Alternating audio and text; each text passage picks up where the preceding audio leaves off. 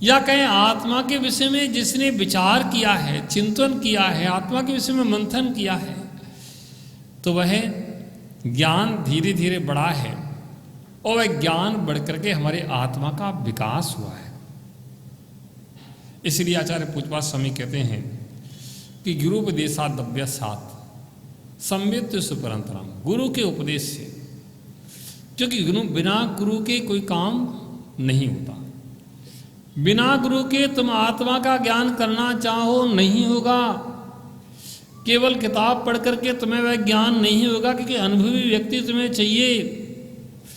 किसी व्यक्ति ने पढ़ लिया किताब में कि फलाने रोग की दवा होती है, फलाने रोग की दवा होती है, फलाने रोग की दवा होती है, तो क्या वो ठीक हो जाएगा दवा लेकर के? हमारे बीच में वैद्य जी बैठे हैं, बहुत ज्ञानी, बहुत इनका ज्ञान है, अनुभव है। इतनी उम्र में भी लगभग 75 साल की उम्र है, 74-75 कितनी है?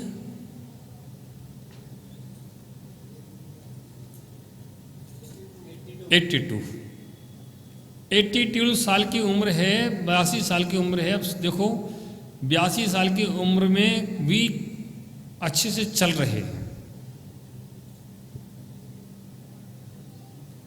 ये सब इनका अनुभव है। योग्य व्यक्ति ही अपने शरीर को योग्य रख सकता है, ठीक रख सकता है। देखने से नहीं लगती 82 साल की उम्र है, ऐसा लगता है कि होंगे 55-60 साल के, 62 साल के, लेकिन है 82 साल की उम्र। साधु की सेवा में तत्पर रहते हैं।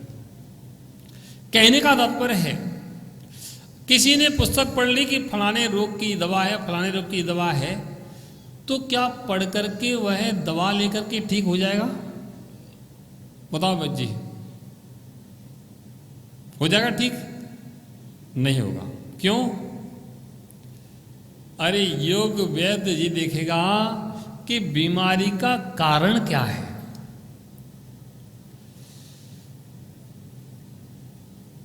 दवा लेने से कोई ठीक नहीं हो सकता है।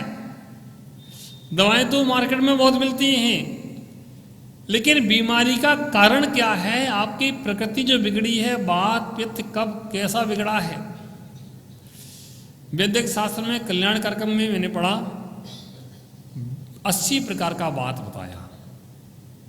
कितने प्रकार का? वात रोग एक प्रकार का नहीं है, 80 प्रकार का वात। 80 प्रकार में भी फिर और प्रभेद हो जाते हैं। ये वात पित्त है कि वात कब है। ये सारे दोष उत्पन्न जो होते हैं, एक वैद्य नाड़ी देख करके समझता है कि आपकी क्या परेशानी है, क्यों उत्पन्न हुई है, किस कारण से हुई है, और फिर धीरे से पूछ लेता, कल आपने शाम के समय, रात के समय मठा पिया था, या सोते समय नींबू का पानी पिया था, तो बेटा तुम बीमार तो हो गई। अरे गरम गरम दूध रात को पीते, तुम शाम को पीते तो तुम स्वस्थ रहते। अब शाम का समय मठा पी लिया तो क्या होगा? वैद्य हाँ महाराज वो तो जाएगा ही जाएगा, तैयारी जाने की है। ओह कर बंद हो। एक वैद्य जिस प्रकार से नाड़ी देख करके चिकित्सा करता है, बताता है कि आपको ऐसे ऐसे ये करना चाहिए, फिर ये करना चाहिए, तो दोष दूर होता है। ऐसे ही सच्चा गुरु होता है, आत्मा के ज्ञान स्वरूप को जानने वाला गुरु होता है, वह आपको बताना चाहिए कि ऐसे आसन से बैठना चाहिए, ऐसे आपको हाथ पे हाथ रखना चाहिए, मन को शांत करना चाहिए, और मन को शांत करके संकल्प विकल्पों को छोड़ करके शांति से बैठना चाहिए। फिर इस स्वरूप का चिंतन करोगे तो धीरे धीरे तुम्हारे ज्ञान में आत्मा का स्वरूप आने लगेगा, तुम्हें आत्मा का स्वरूप तुम्हारे ज्ञान में आने लगेगा, और फिर तुम्हें अपना आनंद स्वयं आने लगेगा। पैरबंद हो। इसलिए कहा जाता है गुरु के बिना कोई काम नहीं बनता। कहते हैं जिसके जीवन में गुरु नहीं उसका जीवन वाह, क्या बात है, आप लोगों को बहुत ज्ञान है। जिसके जीवन में गुरु नहीं उसका जीवन शुरू नहीं। गुरु का बहुत बड़ा महत्व जीवन में होता है, और जो गुरु के महत्व को जानता है, गुरु आपकी नस नस को जानता है।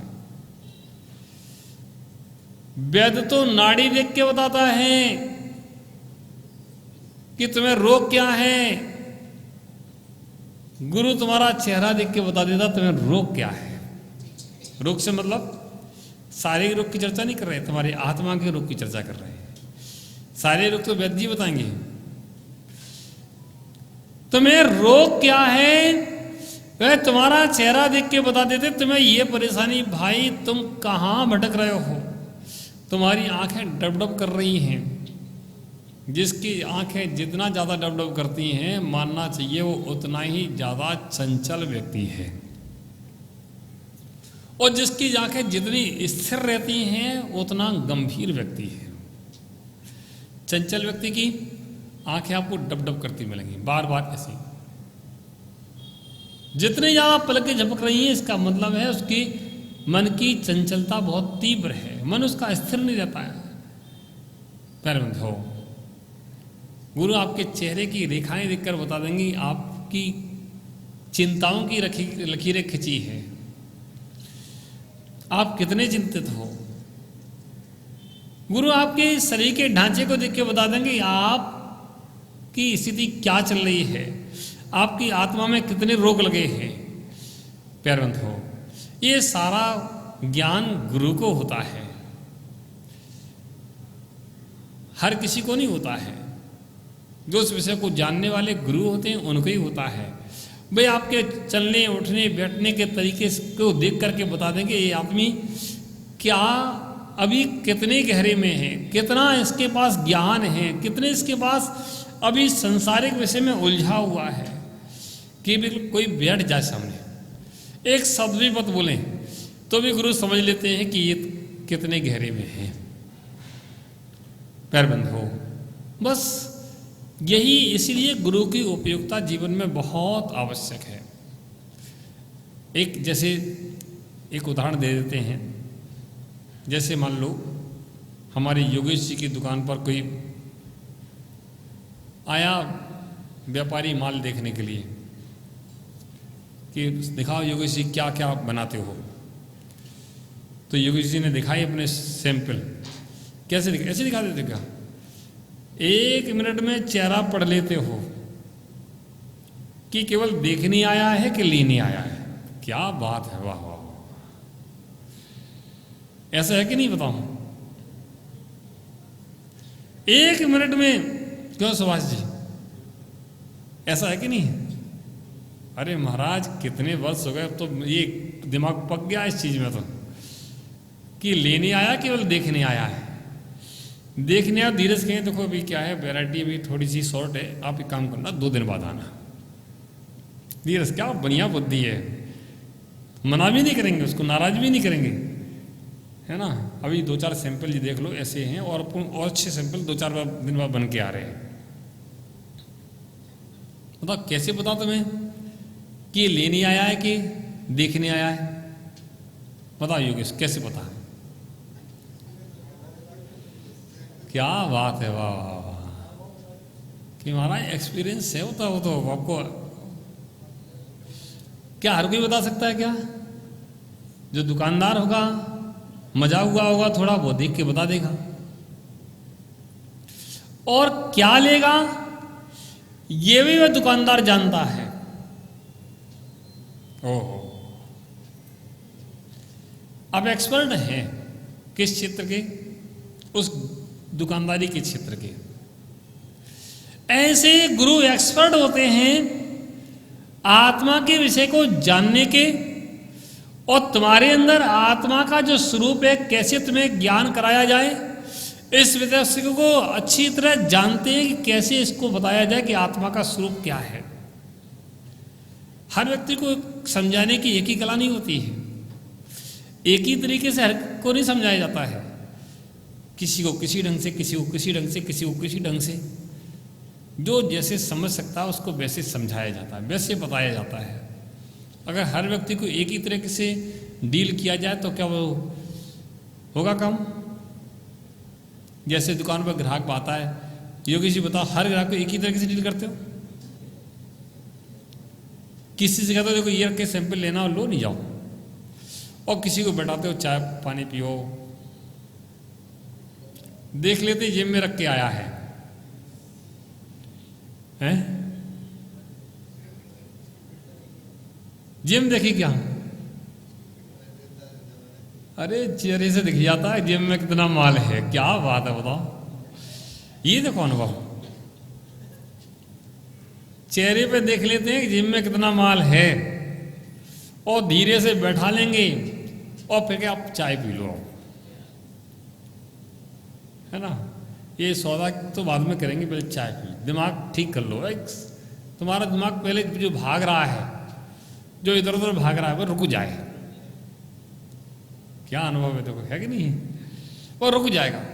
जब वो रुक जाएगा फिर उसको एक सैंपल दिखाया जाएगा, देखो ये है, ये नई डिजाइन अभी बनी है, इसमें ये चीज़ नई है, ये पुरानी है, ये ऐसा है वैसा है, और फिर धीरे धीरे ऐसे ही करते क्या?